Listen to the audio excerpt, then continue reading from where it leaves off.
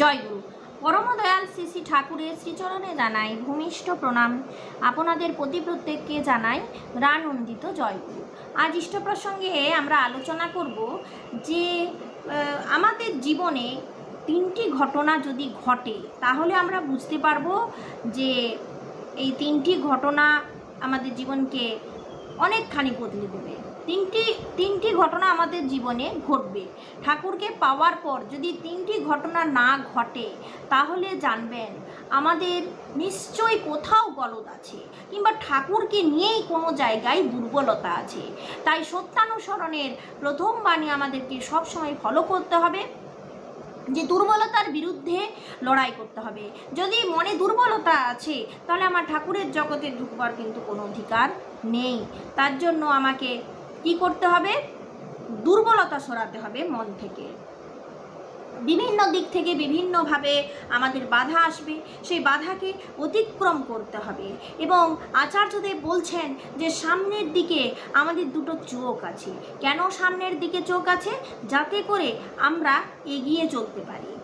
15 বছরের এক কিশোর সন্তানকে নিয়ে এক মা এসেছে আচার্যদেবের সান্নিধ্যে। ছেলেটি শুধু ক্রিকেট খেলে, কাজে মন নাই, পড়াশোনা করে না। মা অভিযোগ জানালো। আচার্যদেব ছেলেটিকে বললেন, দেখ বাবা, এখন তো বাবা মা রয়েছে, খাওয়া পড়ার চিন্তা করতে হচ্ছে না। বাবা মা তো চিরকাল থাকবে না। যখন তারা থাকবে না তখন কি খাবি ভেবে দেখেছিস? বাবা মা তো চিরকাল থাকবে না, ঠিক তো? তাহলে এখন থেকেই ভাবতে হবে তখনকার অবস্থা কি হতে পারে। আচার্যদেব আমাদের দেশের কয়েকজন নামকরা ক্রিকেট প্লেয়ারের উদাহরণ দিলেন। তাদের কে কোন বয়সে খেলা শুরু করেছে, বড় দলে খেলার সুযোগ পেয়ে পড়াশোনা ছেড়ে দিয়েছে। একজন প্লেয়ারের খবর জানালেন যিনি পড়া ও খেলা দুটোই চালিয়ে নিয়ে গেছেন। যদি বড় দলে চান্স পেয়ে যাস তখন পড়াশোনা ছেড়ে দিতে পারিস। তুই কি চান্স পাবি? দেশে প্রায় 150 কোটি মানুষের বাস, তার মধ্যে কজন চান্স পায়? এত সহজ না। এই এখন থেকে পড়াশোনা চালিয়ে যাওয়াই বুদ্ধিমানের কাজ। খেলাকে মুখ্য করলে খেলার মান বাড়াতে হয়, খেলা নিয়ে ধ্যান করতে হয়, ত্রুটি ধরতে হয়, খেলাকে নিখুঁত করে তুলতে হয়। খেলায় সুনাম করতে হলে খেলার মাধ্যমে উপার্জন বাড়াতে গেলে সেই খেলাকে নিখুঁত করতে হবে। তুই কি মনে করিস ওই টিমে চান্স পাবি? ছেলেটি হাত নেড়ে না জানালো। তাহলে তুই পড়াশোনা কর বাবা। জীবন চালানোর সবচেয়ে সহজ উপায় হচ্ছে লেখাপড়া করে কাজে ঢোকা।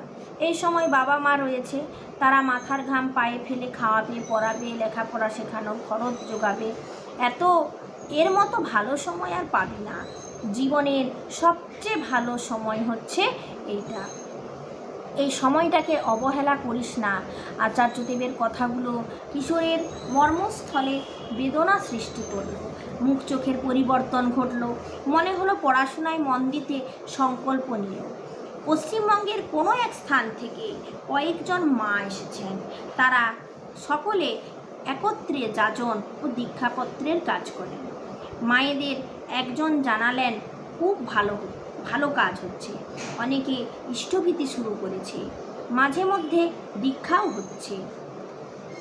আচার্যদেব ওই মায়েদের বললেন, দেখবে তোমার জীবনের কোনো পরিবর্তন হচ্ছে কি না। এই যে আমি আলোচনার শুরুতে আপনাদের বললাম যে তিনটি কথা আমাদেরকে ভাবতে হবে।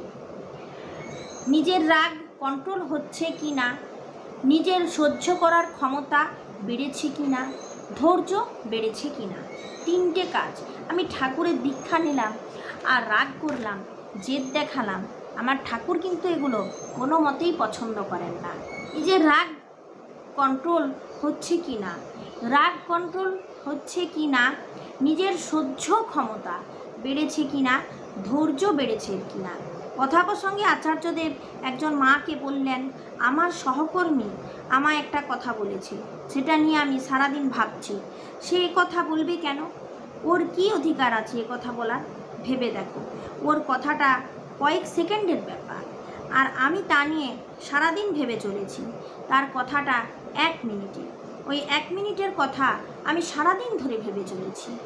আঘাতকে আমি পোষণ দিচ্ছি, বাঁচিয়ে রাখছি। সবচেয়ে ভালো হচ্ছে কে কি বলছে এসব কিছু না ভাবা। আমি ঠাকুরকে নিয়ে চলছি, আমার সঙ্গে বিভিন্ন রকমের ঘটনা ঘটবে, কিন্তু আমাকে সবটাই সহ্য করতে হবে। আঘাতকে আমি পোষণ দিচ্ছি, বাঁচিয়ে রাখছি। সবচেয়ে ভালো হচ্ছে কে কি বলছে এসব কিছু না ভাবা। কেউ কিছু বলল, তার কথাকে পাত্তা না দেওয়াই বুদ্ধিমানের কাজ। সে 1 মিনিট বলেছে, আমিও গুরুত্ব না দিয়ে 1 মিনিটেই উড়িয়ে দেব। বেশিক্ষণ তা নিয়ে বিব্রত থাকবো না। আমাকে সে হয়তো আঘাত দিয়ে কথা বলেছে, তাহলে অন্যায় তো সে করেছে, আমি এত মন খারাপ করবো না। অনেক সময় কি হয়, একটা কথা আমাদের মনে খুব প্রভাব সৃষ্টি করে। আমরা সারাদিন সেই কথাটাকে মাইন্ড করে আমাদের কাজে ব্যাঘাত ঘটাই, আমাদের মনোযোগ নষ্ট করি। আমি এইটা সবথেকে বড় ভুল করি। ঠাকুর এখানেই আমাদের নিষেধ করেছেন। আচার্যদেব এই জন্যই বলছেন যে আমার মনে তুমি আছো ঠাকুর, তাহলে যদি তুমি থাকো তাহলে আমি কেন এই কথাকে আমল দেব? তাহলে অন্যায় তো সে করেছে, তাতে আমি মন খারাপ করব কেন? মন খারাপ তো তার হবার কথা। নিজেকেও ভাবতে হবে, আমি কি তাকে ব্যথা দিয়েছি? যদি ব্যথা দিয়ে থাকি জানতে হবে আমার কোনো ব্যবহারে সে ব্যথা পেয়েছে। আমার কথাবার্তা ব্যবহার মার্জিত করতে হবে। আদি ব্যাধি পীড়িত মানুষ আসেন বহুল সংখ্যায়। অনেক ব্যক্তিকে চাক্ষুষ দেখে তাদের দীক্ষাপত্রের কাজে যুক্ত হতে নির্দেশ দিয়ে তাদের আদিও ব্যাধিমুক্ত করেন। মায়েদের সঙ্গে দীক্ষাপত্রের কাজে ঘুরতে নির্দেশ করেন। স্বামী বিয়োগে সন্তপ্ত এক মাকে আচার্যদেব পাড়ার মায়েদের সঙ্গে দীক্ষাপত্রের কাজে ঘুরতে নির্দেশ দিয়েছিলেন। তার নির্দেশ মতো চলে 2 মাসেই সেই মায়ের শরীর ও মনের পরিবর্তন ঘটেছে। কয়েক মাস পর ওই মা জানালেন, আপনার আশীর্বাদে ভালো আছি। অনেকের ব্যাধি নিরাময়ের জন্য তার কাছাকাছি থাকা আশ্রমে কোনো চিকিৎসকের কাছে পাঠান। তারা পরীক্ষা করে ব্যবস্থাপত্র দেন। বহু রোগীকে আচার্যদেব জীবনশৈলী পরিবর্তনের মাধ্যমে সুস্থ করে তোলেন।